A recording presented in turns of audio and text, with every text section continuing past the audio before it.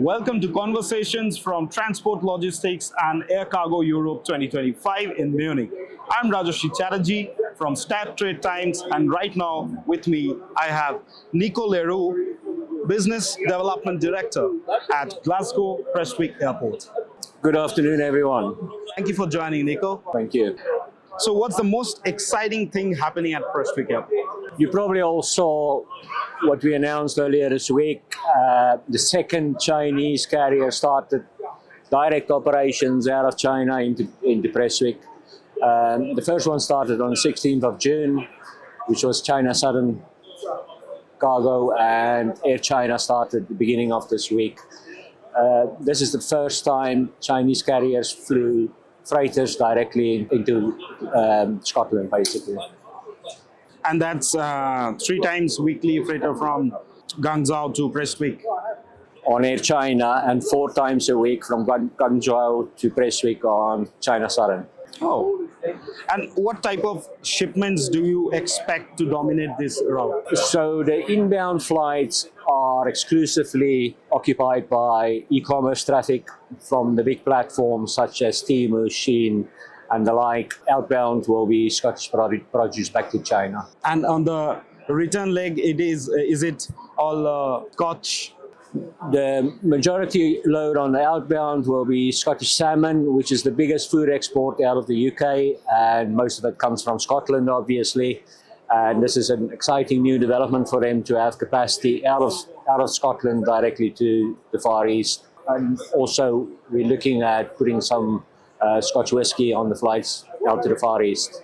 Superb. And so, can you share some insights into the volume or value of Scotch whisky exports handled through the airport? The salmon exports, for instance, at the moment, directly to the Far East, to China, is about 8,000 tons a year. And then there's also some traffic to Hong Kong. Obviously, most of the whisky currently go by sea, but we believe the high-end whiskies will be commercially viable to fly from Scotland to China. Is there any special kind of treatment for high-end whiskies? Apart from the insurance impact, no, not really. It's easy to handle. You just treat it like general cargo, but obviously it's got security implications and a security surcharge. And where do you see the maximum demand for Scottish whisky? Although China is not the highest demand in the Far East, you've got countries like Korea and Japan who are bigger consumers. There's a significant market for high-end product in China, and that's growing all the time. Salmon is big business over there. Apart from the direct 7,000 tons, a lot of the salmon also goes via Europe currently and then carry on to China.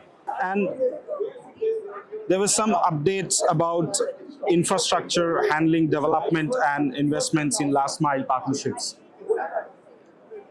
So how are these investments directly improving turnaround times and service level for new carriers joining the airport? Yeah, so over the last year, 2 years, we've invested heavily in upgrading and updating our ground service equipment fleet. We now got some of the best ground service equipment in the UK. We recently bought some extra wide high loaders, so we've got a very strong high loaded fleet, which is important for aircraft turnaround. As far as possible, we try to move to a sustainable option, such as electric equipment. We also invested in some cold storage at the airport, specifically with the salmon in mind, to start being able to handle that. And then also put some mechanization into the e-commerce warehouse. We've got a dedicated warehouse, 6,000 square meters, where we just do e-commerce traffic. So are you seeing any changes happening in the e-commerce sector with all the tariff changes happening around?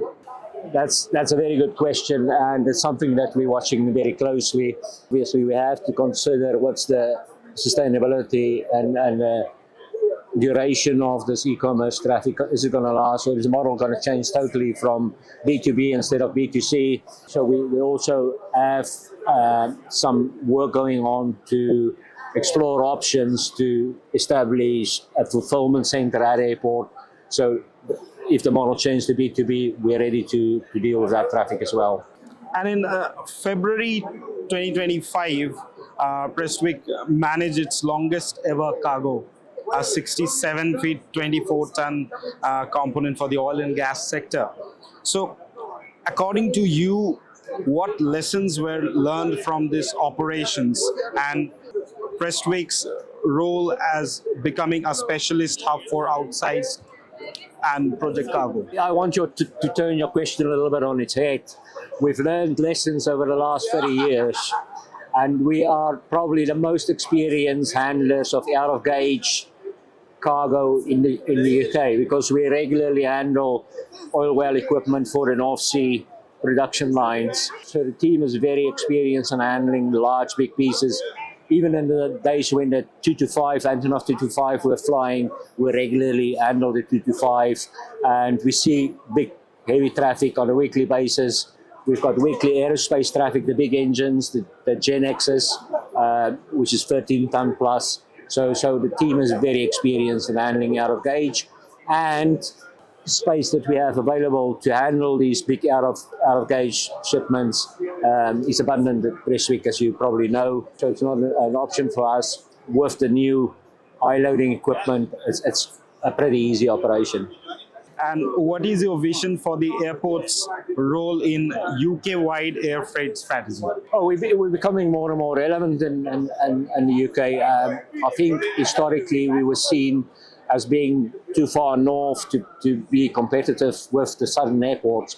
But due to the congestion, not just at the airport itself, but the roads around the airports and the infrastructure at the airports, more and more of the operators are seeing Prestwick as a viable alternative and a preferred alternative to trying to get into these busy hub airports.